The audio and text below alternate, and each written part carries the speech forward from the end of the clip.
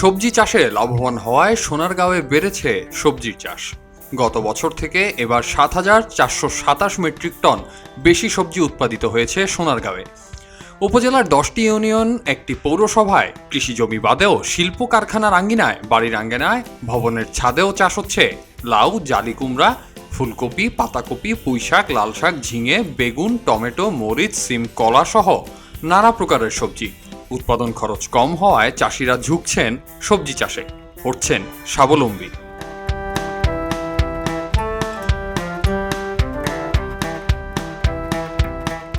দুই ২২-২৩ সালে ৪,৫৩৯ হেক্টর জমিতে সবজি উৎপাদন হয়েছিল ৭৭,১৭৩ মেট্রিক টন।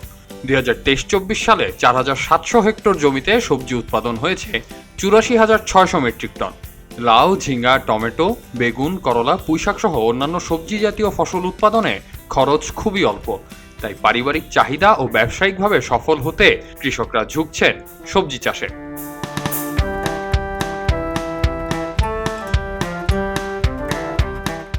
সোনারগাঁও উপজেলা কৃষি অফিসার আফরোজা সুলতানা জানান, পারিবারিক পুষ্টি বাগান প্রকল্প থেকে সবজি চাষী আগ্রহীদের সহযোগিতা করা হচ্ছে। সরকার সার বিক্রয় মূল্য নির্ধারণ করে দিয়েছে। যদি কোনো দোকানদার অধিক দামে সার বিক্রি করেন আর যদি তাদের কাছে অভিযোগ দেওয়া হয়, তারা আইনগত ব্যবস্থা নিচ্ছেন। বসত বাড়িতে আমরা আপনার কিছু বাগান প্রদর্শনী আমরা প্রতি বছর পাই। যেমন এই বছর আমাদের ছিল ৩৮৮টা। যদিও সংখ্যাটা অনেক কম, কারণ আমাদের কৃষক আছে প্রায় ৩০,০০০-এর উপরে। কিন্তু এই বাগানগুলো আমরা বসত বাড়িতে দিয়ে থাকি, যেটা শুধুমাত্র আপনার সবজি, শাকসবজির জন্য। এবং এই প্রকল্পের আওতায় যারা আমাদের প্রদর্শনীভুক্ত চাষি থাকে, তাদেরকে আমরা পুরো বছরের জন্য, মানে পুরো ১ বছরের জন্য আমরা সবজি বীজ দেই। এবং সবজি বীজ আমরা এবছর দিয়েছি ২১ জাতের, ৩টা সিজন ভাগ করে, আপনার রবি, খরিফ 1, খরিফ 2 এরকম ভাগ করে ২১ জাতের বীজ দিয়েছি তাদের সারা বছরের জন্য। তাদেরকে রাসায়নিক সার দিয়েছি, তারপর আপনার ভার্মি কম্পোস্ট, যেটা মানে জৈব সার, যেটাকে আমরা মানে জৈব সার, তারপর পানি দেওয়ার জন্য একটা ঝাঁঝরি, একটা নেট, সাইনবোর্ড। মোট কথা একটা বাগান করার জন্য প্রয়োজনীয় যা যা কিছু লাগে পরামর্শের সাথে, সে সবকিছু আমরা প্রদর্শনীভুক্ত চাষিদেরকে দিয়ে থাকি।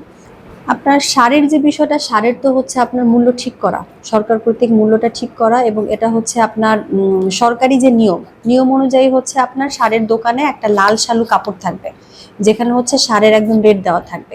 এর থেকে বেশি মূল্যের যদি কোনো বিক্রেতা বিক্রি করে থাকে, সেটা আমাদেরকে যদি জানানো হয় এবং আমরা যদি সেটা তদন্ত করে আসলে সেটার প্রমাণ পাই, তাহলে অবশ্যই সেটার বিরুদ্ধে আপনার ব্যবস্থা গ্রহণ করা হবে, প্রশাসনিকভাবে ব্যবস্থা গ্রহণ করা হবে। তো আইনগতভাবে এটার কোনো সুযোগই নেই যে কৃষকের কাছ থেকে বেশি রাখবে। আর যদি কোনো বিক্রেতা সেটা রেখে থাকে, তাহলে সেটা যদি কৃষক আমাদেরকে জানায় এবং আমরা যদি সেটা তাদেরকে ধরতে পারি, আমরা অবশ্যই সেটার বিরুদ্ধে আইনানুগ ব্যবস্থা গ্রহণ করব।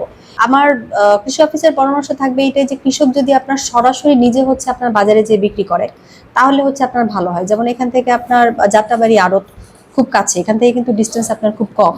তাই এটা আপনার এখানে কিন্তু কোনো স্টোরেজও নাই, সোনারগাঁতে কিন্তু তেমন আপনার কোল্ড স্টোরেজ নাই, অল্প কিছু আছে।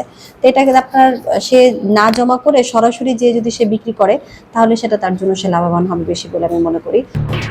এলো খবরের কাগজ, নিখাত, নির্ভীক, নিরপেক্ষ।